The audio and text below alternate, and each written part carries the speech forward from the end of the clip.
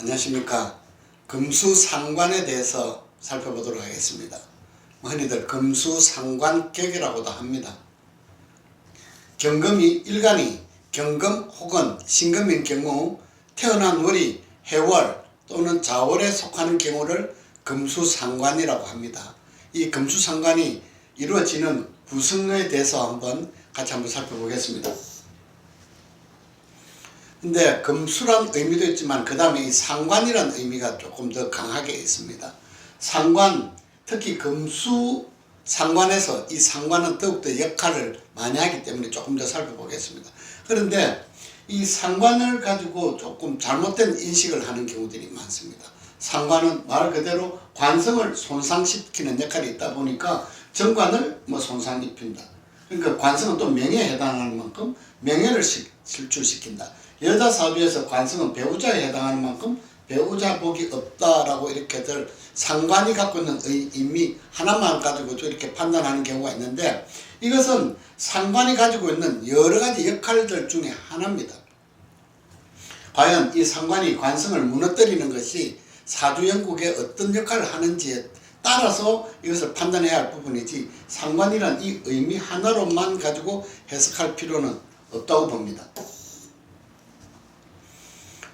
금수상관이라 하더라도 일간에 따라서 격국은 다르게 구성이 됩니다. 일간이 경금인지, 경금일 때 자월인 경우 또는 신금일 때 해월인 경우 각각 금수상관이라고 할 수 있습니다. 그러니까 상관이라 하더라도, 금수상관이라 하더라도 먼저 일간이 무엇인가 먼저 구분을 해야 할 것들이 있고, 다음으로는 비록 상관이라 하더라도 진상관과 가상관으로 구분할 수 있는데, 여기에서 진과 가의 의미는 월령을 상관이냐, 즉 경금인 경우에는 자월에 태어났느냐, 혹은 일간이 신금인 경우에는 해월에 태어난 경우라고 하면은 진상관격이 됩니다.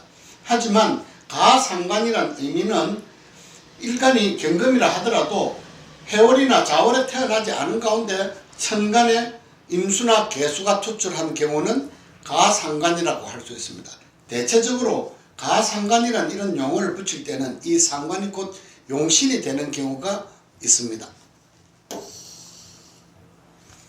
경금일간이 자월에 태어났습니다. 상관격이 이루어진 경우입니다. 하지만 경금일간이 가까이 계수가 투출해 있으나 묘월에 태어났습니다. 그러니 이 경우는 엄연히 따진다면 정제격에 해당하는 것이지 굳이 상관격이라고 볼 수가 없습니다. 그러니까 금수상관이라고 할 수 없다는 경우입니다. 그러니까 가상관이라는 의미가 됩니다. 신금일간이 해월에 태어났으니 상관격이 이루어졌습니다. 신금이 6월에 태어나서 임수가 투출했다는 말은 이 경우는 가상관입니다. 왕성한 일간의 길을 설계하는 가상관격이 되는 경우가 됩니다. 이 상관격을 구분하는 데 있어서는 특히 금수상관에서는 이 용신의 역할을 잘 살펴볼 필요가 있습니다. 그러니까 우리가 사주 격을 이렇게 사용하는 이유는 사주가 가지고 있는 특징을 조금 더 쉽게 이야기하고 간편하게 이야기하고자 하는 의미로서 격을 많이 쓰는데, 격만 들어보면은 사주의 일부적인 특징을 알 수 있습니다. 예를 들어서 금수상관이라고 그러면 금일간이 해자월에 태어났구나, 이것만 봐도 알 수 있듯이, 그런데 여기서 금수상관이라 하더라도 앞으로 이 용신을 어떻게 취하느냐에 따라서 이 사주가 가지고 있는 다른 환경을 이해할 수가 있겠고, 보다 더 세밀하게 이해할 수 있는 방법들입니다. 비록 금수상관이라 하더라도 일간이 신왕하냐 신약하냐에 따라서, 즉 신강사주와 신약사주를 구분했을 때 용신을 쓰는 방법이 각각 다르기 때문에 이 용신을 쓰는 환경만 보더라도 사주를 읽어가기가 굉장히 쉽다는 의미입니다. 이것만 알면 사주팔자 8글자가 어떻게 이루어져 있구나, 보지 않아도 굳이 알 수 있다는 의미입니다. 일간이 금수상관이라 하더라도 일간이 신강한 경우에는 식재관을 당연히 용신으로 쓰게 되는데, 재성을 용신으로 쓰는 경우는 상관용재격이라고 합니다. 상관격이지만 재성이 용신이라는 의미가 됩니다. 앞에 있는 것은 사주의 격의 특징이고, 이 격의 특징에서 용신이 무엇이냐, 이것만 본다면 상관용재라는 말은 재성을 용신으로 쓰고 있다는 말은 일간이 신강한데 특히 인성이 강한 경우입니다. 인성이 투출해 있는 경우라고 하면은 인성은 이 상관을 극제하기 때문에 상관의 역할을 줄여들기 때문에 재성으로서 인성을 극제하구나. 그래서 상관을 보호해주고 또한 재성이 용신이 되는 경우라고 쉽게 이해할 수가 있습니다. 그 다음에는 상관격이라 하더라도 이 관성을 용신으로 쓰는 경우는 상관, 용관, 살격, 관격, 살격해도 되는데 통칭해서 상관용, 관살격이라고 할 수 있는데 상관용, 관살격이 된다는 의미는 사주원국에 인성이 없는 경우라고 할 수가 있겠습니다. 인성이 없으면서도 비겁으로 중첩이 돼서 일간이 신왕한 경우라는 의미입니다. 그러니까 이 경우는 상관의 역할은 조금 약하다.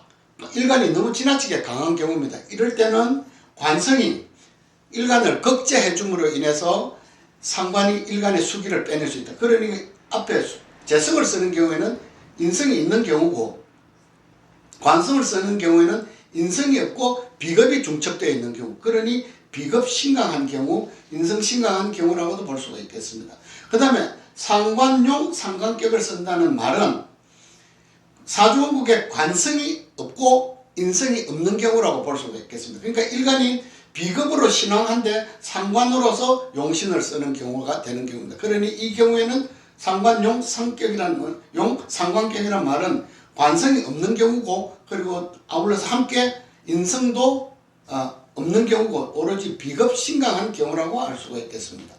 그 다음은 4번, 5번은 일간이 신약한 경우입니다. 금수상관에서 일간이 신약한 경우에는 인성을 쓸 경우와 비겁을 쓰는 경우가 있는데, 상관용인격이란 말은 상관용인격, 즉 상관이 지나치게 강한 경우라고 부릅니다. 상관의 일간의 길을 상관이 많이 훔쳐가고 있는 경우이기 때문에 이럴 때는 인성으로서, 인성은 일간을 생해주면서 한편으로는 상관을 극제하고 해야 된다. 그래서 이런 경우에는 인성을 용신으로 쓴다. 이것만 보면 사주의 형상을 쉽게 알 수 있다는 의미입니다.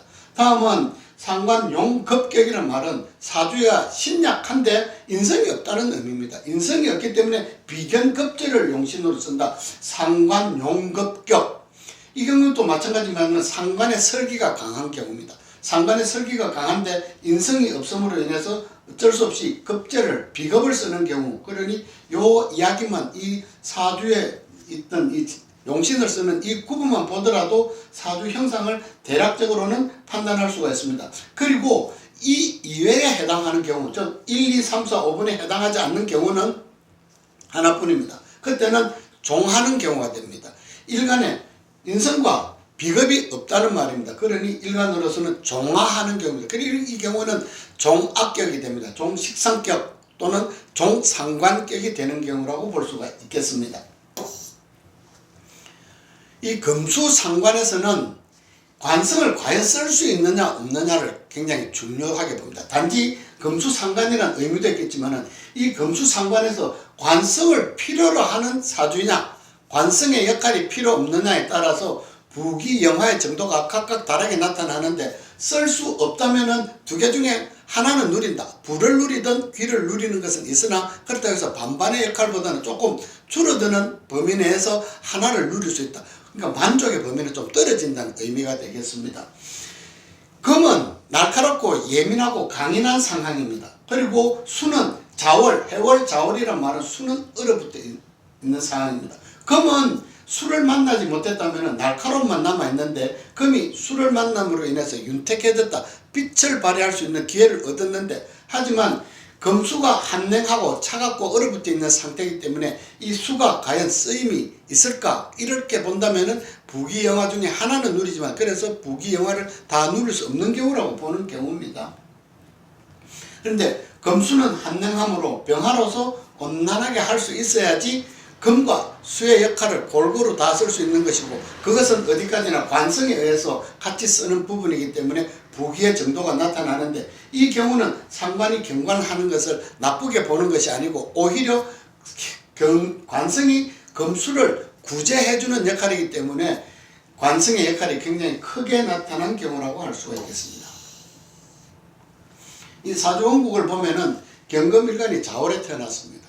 그리고 임수까지 투출했는데 어떻게 보면 임수는 식신이지만 월령 즉 상관, 자월은 상관이기 때문에 이 경우는 금수상관격이라고 할 수가 있습니다. 금수상관격에 관성까지 편관까지 이렇게 투출한 상황입니다. 그러니 금수상관의 희경관에 해당하는 경우라고 볼 수가 있겠습니다. 그런데 하지만 잘 살펴봐야 할 것은 과연 일간이 지금 먼저 편관과 식상을 놓고 일간이 과연 이 두의 상황을 감당할 수 있느냐 즉 봐야 되는데 이것은 일간이 신강한지 신약한지를 먼저 살펴봐야 됩니다. 아니면은 꼭 신강하지 않더라도 일간에 근이 뚜렷하게 있는가 없는가 봐야 되는데 신령 실지한 상태입니다. 오로지 투출한 비겁에 의존하고 있는 경우라 볼 수가 있습니다. 그러니 일간이 신약합니다. 일간이 신약한 상황에서 먼저 식상의 설기를 감당하기도 힘든데 거기서 관성의 역할까지 극제까지 감당한다는 것은 어려운 경우라고 보겠습니다. 그러니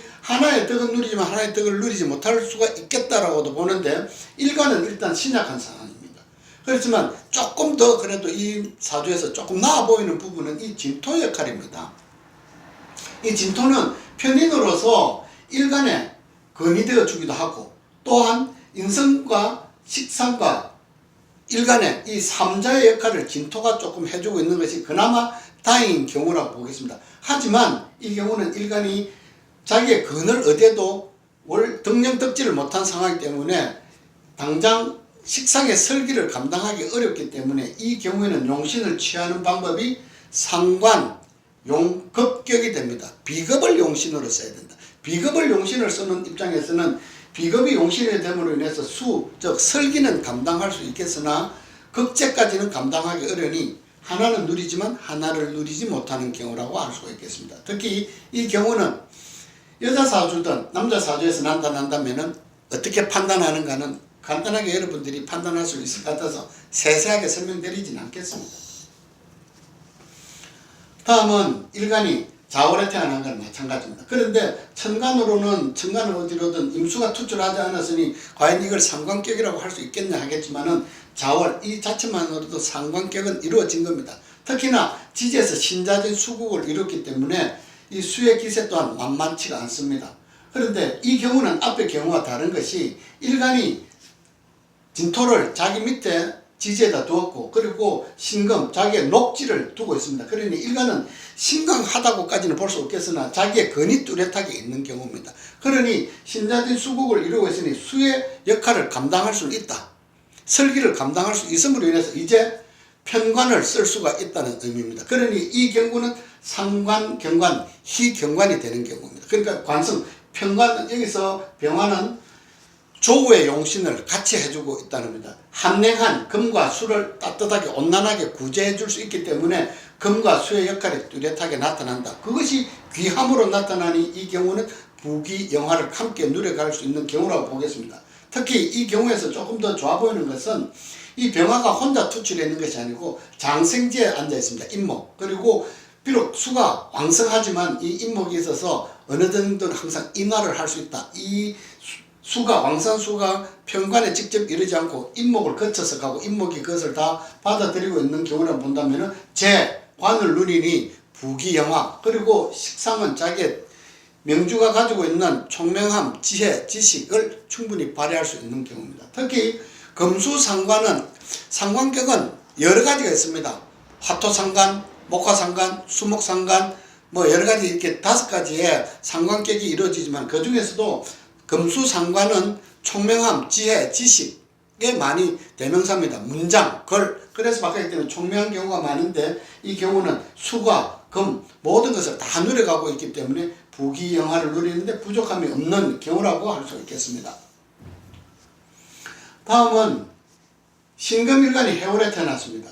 투출하기는 식신이 투출했지만 이 투출한 개수는 임수의 뜻을 이어받고 있기 때문에 이 경우는 상관, 식신으로 투출했지만 상관이 됩니다. 가끔 왜 식신인데 이것을 상관으로 보느냐 하는 경우가 있는데, 식신이라 하더라도 식신이 2개 이상 중첩됐을 때는 거기에서의 식신이라고 보지만 그 역할은 상관의 역할을 함께 하기 때문에 그런 경우는 대체로 식신이라 하지 않고 상관이라고 합니다. 이 부분은 뭐 굳이 자신은 누구는 상관이라 해도 되고 식신이라고 하는 것은 그것은 뭐 어떤 정확한 기준은 없지만 중첩이 되었을 때는 그 역할이 상관의 역할을 하기 때문에 이 경우는 상관격이 되는 경우입니다. 특히 여기서 2개가 같이 있다고 하더라도 식신이라 하더라도 그 경우에는 상관격으로 충분히 볼 수가 있습니다. 그런데 일간은 자기의 비겁은 없어 보입니다. 하지만 축토는 사유축 금국의 고지입니다. 축토 속에 금이 다 들어있기 때문에 인성과 비겁에 의존해 있는 경우라고 할 수 있겠습니다. 그렇지만 일간은 신약한 상태입니다. 수의 기세를 감당하기는 어렵다. 그러니 이 경우에는 어떻게 보면 인성에 있으니까 이 기토에 의존하고 있으니까 상관용인격이라고 할 수 있을 것 같지만, 하지만 지지에서 해묘미 목국을 이루고 있는 이 모습을 보면은 이 목은 결과적으로 토를 극제하는 역할이 나타나기 때문에 이 경우에는 용신을 취할 때는 축토 속에 있는 신금을 취하는 것이 조금 더 바람직하다 보기 때문에 이 경우는 물론 상관용인격이라고도 할 수 있겠으나 엄격하게 구분한다면 상관용급격에 해당하는 경우라고 볼 수가 있겠습니다. 이 경우는 신금일간이 해월에 태어났습니다. 물론 식신이 투출했지만 이 경우는 상관격으로 이루어져 있습니다. 일간에서 여기는 제가 정관이라는데 정인입니다. 이 진토에 건을 두고 있는 것 같지만 물론 건을 두고는 있습니다. 하지만 수가 이렇게 왕성하게 되었기 때문에 이런 경우에는 차라리 일간으로서는 종하는 경우가 됐습니다. 그러니까 이 경우는 종상관격 또는 종식상격으로 볼 수가 있겠습니다. 그러니 용신은 해수가 수가 왕신, 수가 되는 것이고 또 해수는 목의 장생지이기 때문에 수목의 운에서 발전하는 경우라고 볼 수가 있겠습니다. 다음은 경금일간이 신월에 태어나고 지지에 록지를 두었습니다. 일간이 신강한 상태입니다. 신강한데 이때 개수가 투출해 있습니다. 개수가 투출해 있지만 이 경우는 상관격이라고 보지 않고 이 경우는 가상관격이 됩니다. 가상관격으로서 왕성한 일간의 수기를 설기하는 상관이 용신이 되는 가상관격은 대체로 이렇게 붙일 때는 뭐 용신으로서 쓴다는 의미로 되기 때문에 이 경우에는 가상관격이 되는 경우가 되겠습니다. 이렇게 간략하게 한번 금수상관에 대해서 한번 살펴보았는데, 금수상관에서 과연 관성에 해당하는 병정화를 쓰느냐 못 쓰느냐에 따라서 부기의 정도가 많이 달라지기 때문에 하나는 누리고 하나는 누리지 못하는 것들이 이 관성의 역할에 따라서 나타나는 경우라고 할 수가 있겠습니다. 감사합니다.